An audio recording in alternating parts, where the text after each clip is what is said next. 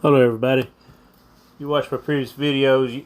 You know I pulled the heads off of Mission Impossible and had a lifted head on the passenger side. So cleaning them up, going and getting ready to inspect them. I got my fingers crossed that maybe I can hand lap them one more time and run them like they are, but just got done pressure washing them here, and just cleaning the oil and grit and grime off of them. So that's much less I got to clean by hand.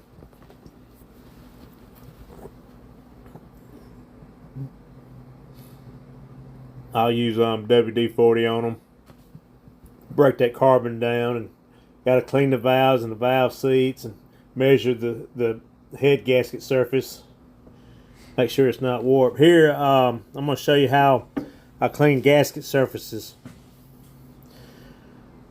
I use a barbecue grill brush and Scotch-Brite WD-40.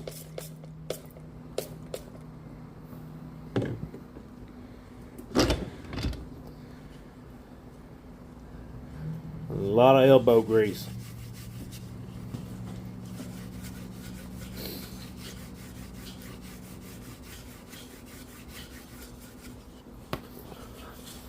If the gasket stuff is too stubborn to come off, I'll take the Scotch-Brite off and use the brush, and then go back over it with the Scotch-Brite to smooth out the scratches. You don't want to use a steel brush on this, or I don't like using air tools and stuff because it takes a lot of metal off that don't need to be removed.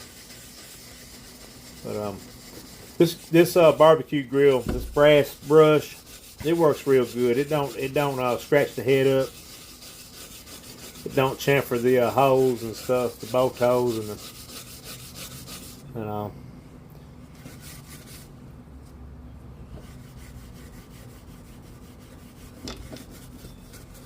does a real good job.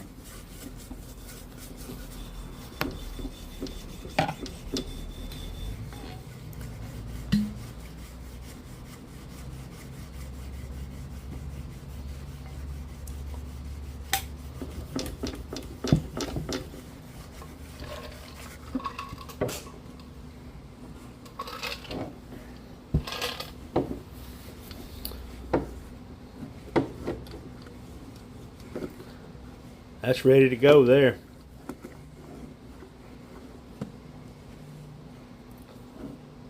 I'm showing you this in real time so you get an idea of how long it takes. But like I said, it don't.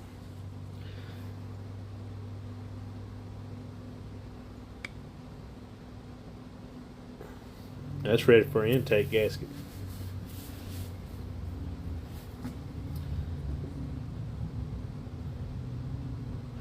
And that little pits there around that water port won't hurt a thing.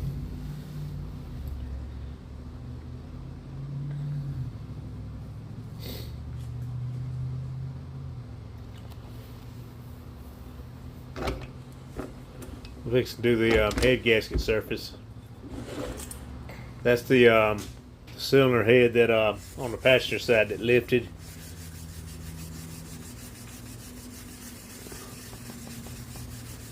Just cleaning the surface off, so I put a straight edge on it and check it, see if it warped or anything. Long story short, I wound up having to take these heads to the machine shop. The that head there was warped a little bit. The other head that you'll see, I had used a 1.5 thousandths feeler gauge with a straight edge, and it would have been fine, but this head right here wasn't.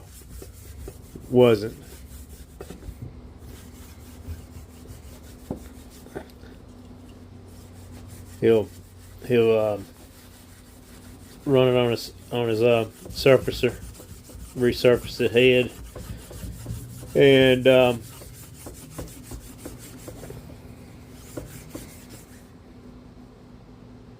Anyway, this I'm taking a measurement with the this is the driver's side head that I'm fixing to check right now. I done turn the tub around. That's the straight edge I use. It's a machine straight edge.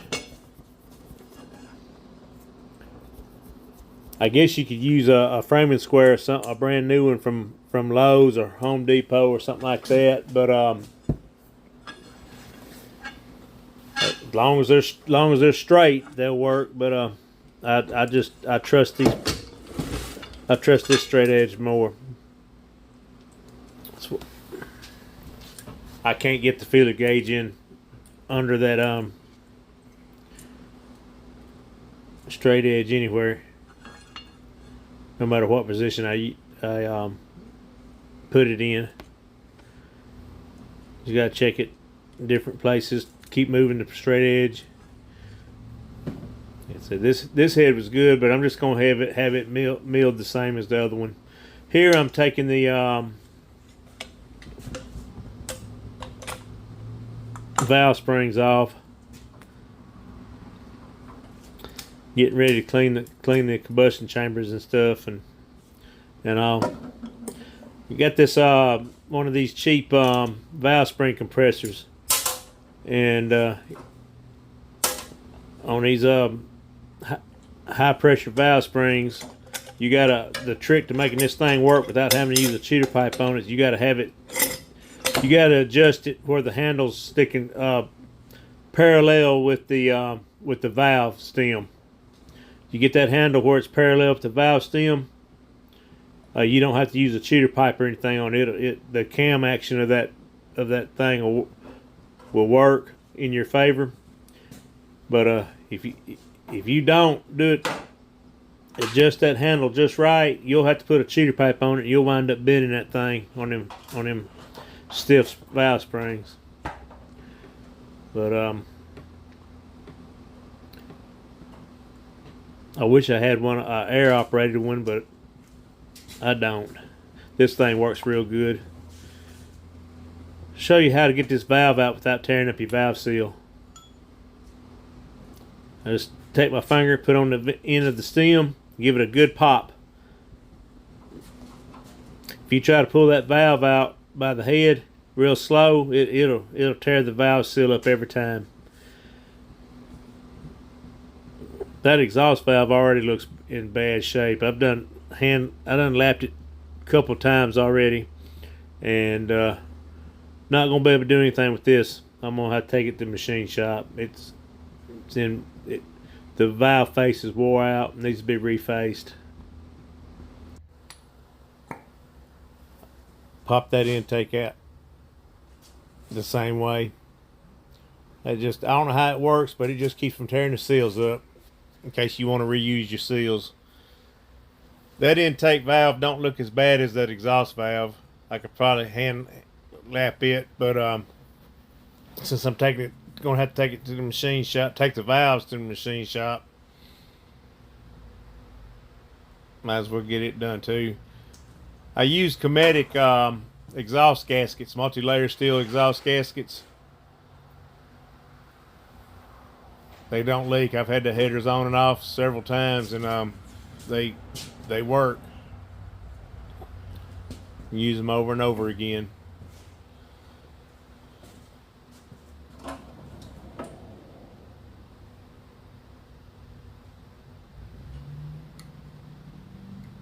Taking the springs off the valve seals in case I get to use them again.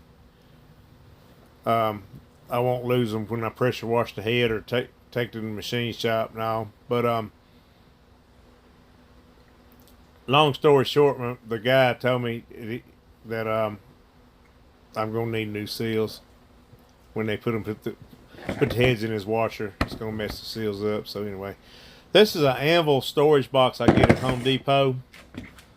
I put my keep my valve springs in order on the cylinders they come off of, rocker arms in order. Let's see how I got it marked there. That box there is bolts off of a LS project. I put on the back on the shelf for right now. I like these boxes because you can stack them and lock them together.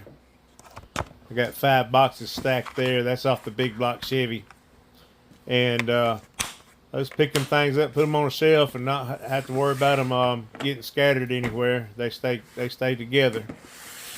Don't pick them up by the handle though. They might come apart on you.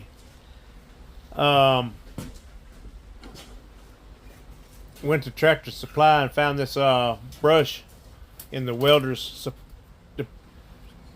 supply, and that's a little old cheap brush. I use it for I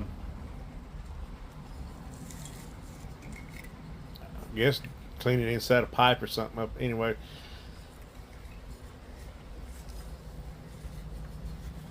here I'm wrapping the Scotch-Brite around it. I'm just using it for a handle for the Scotch-Brite. Cleaning my valve seats, cleaning the carbon off of them so I can inspect them. Keep it soaked down with WD-40.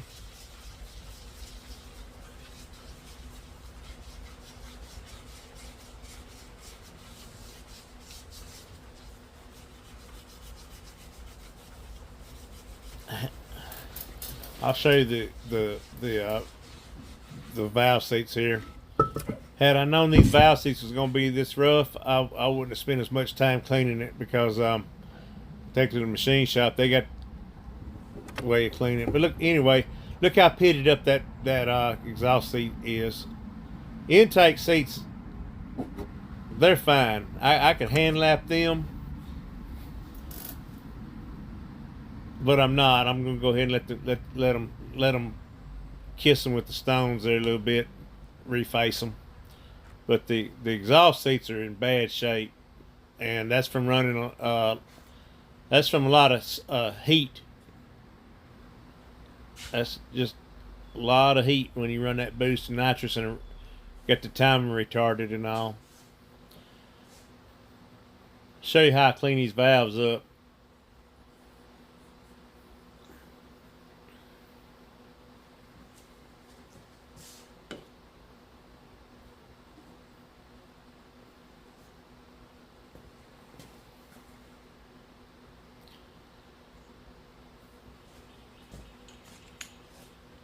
I stick them in a drill. Stick the part that's exposed, that right up under your spring. Put that in there. Don't put it on the part that runs in your valve guide. You don't want to nick that up. Try to stay off it. I mean, if you do, then be careful. But do this on the valve head only, and part of the stem that does not go into the guide. Do not put Scotch-Brite on the valve guide area.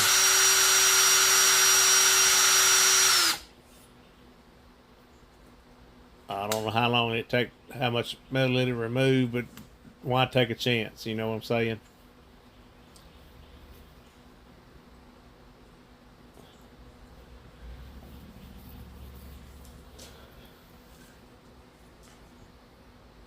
That was real time there. The exhaust valves, they take a little bit longer, but they'll get clean. This is my new valve spring tester I just bought.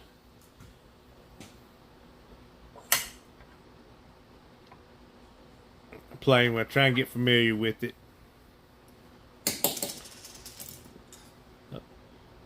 I've always needed one of these things, but actually, I've always wanted one. I don't need. I've always took my heads and had to have my machine shop set the valve spring heights for me. But this will save me time and money in the long run once I learn how to use this thing. Like I said, I'm just.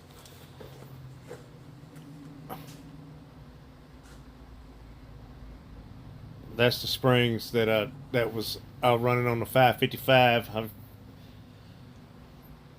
I got about 900 passes on them, so we're going to see how close they are to this.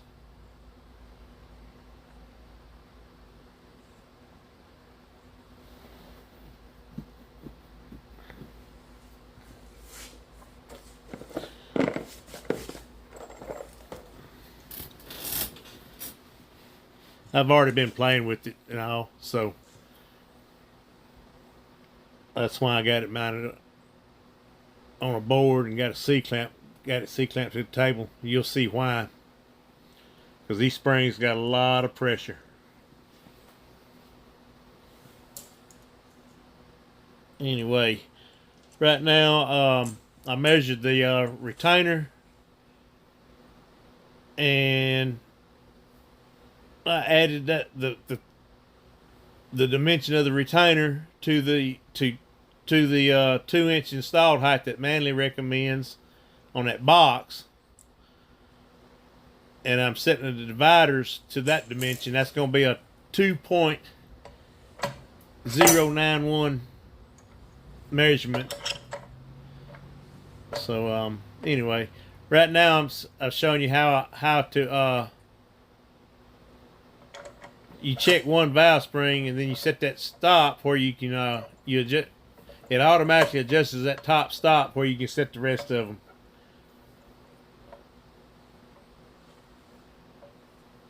Anyway, so put the retainer on. The reason I do that, it keeps the inner and outer valve spring flush on the bottom. That inner spring is shorter than the top.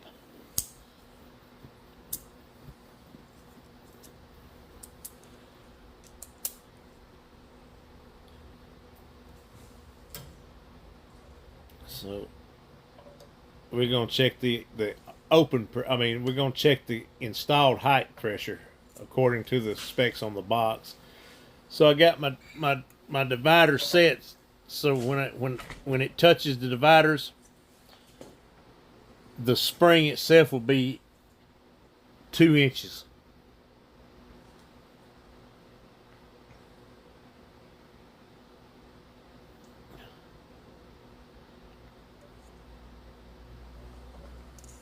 All right.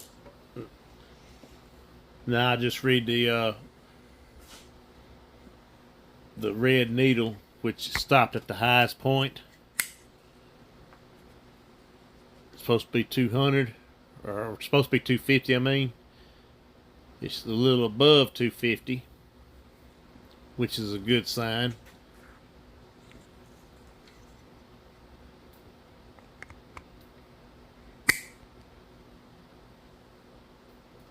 It's supposed to be tightening that stop up on the top up there, but for some reason I have a brain fart, and I'm getting ready to set up to measure my open height. And then I just now realized what I was doing wrong there. So you tighten that up after you check your first one with the divider. You tighten that up. Now you can check the rest of the springs by putting it against that stop.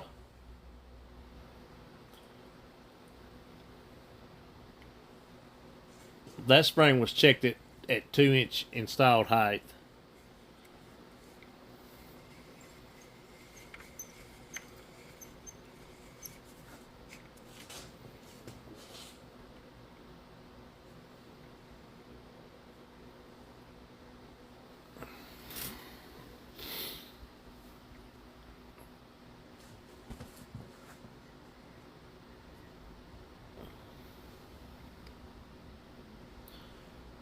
It shows a little over 250, so it's good. It's good on at that height anyway.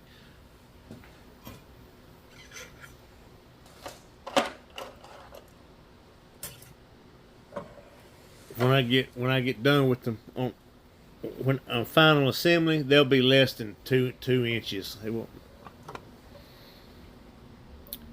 I'll sim them up where I get a little bit more pressure out of them. Like I said, I'm just playing right now.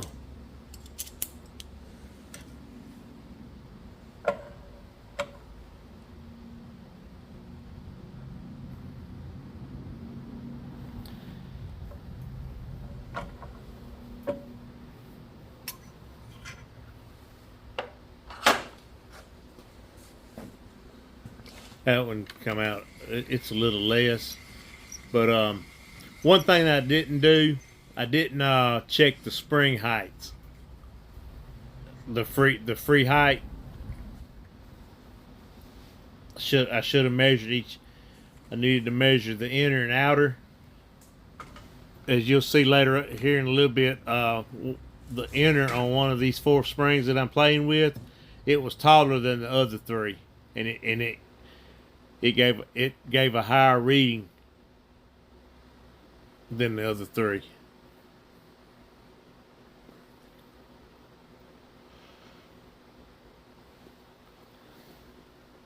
So I guess when you take your springs apart, you need to find a good flat surface and put a straight edge on them. See which one, or you can measure them with the calipers. And now we're fixing to go to the open height of 1.15 with the thickness of the retainer added in. It's going to be 1.241. And I don't have my handle set right. I'm having to fight this thing with one hand and hold the divider, and about have a heart attack trying to hold this thing.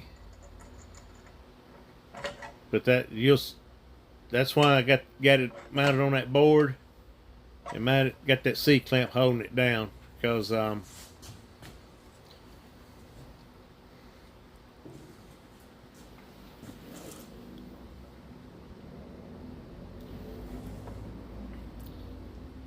you get that handle set right, it makes it a little bit easier.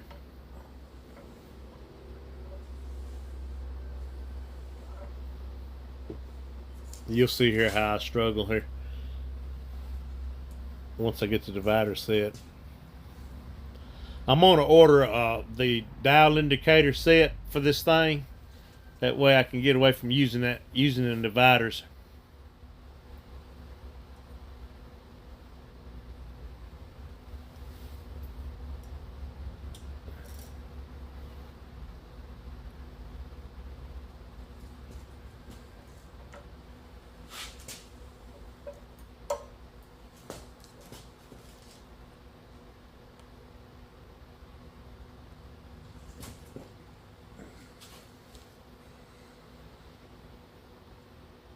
Yeah, I'm struggling now. I'm trying to hold that one hand.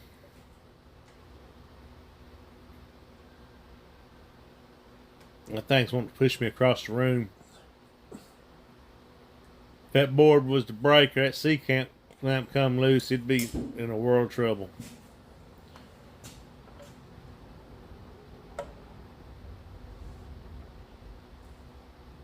Now I can tighten that up so I can check the other 3.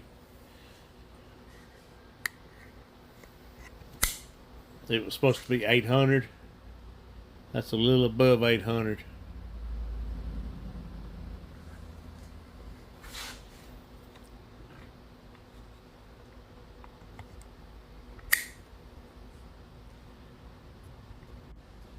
So anyway, you get the gist of it. I'm gonna keep playing with this thing, get used to it and all, and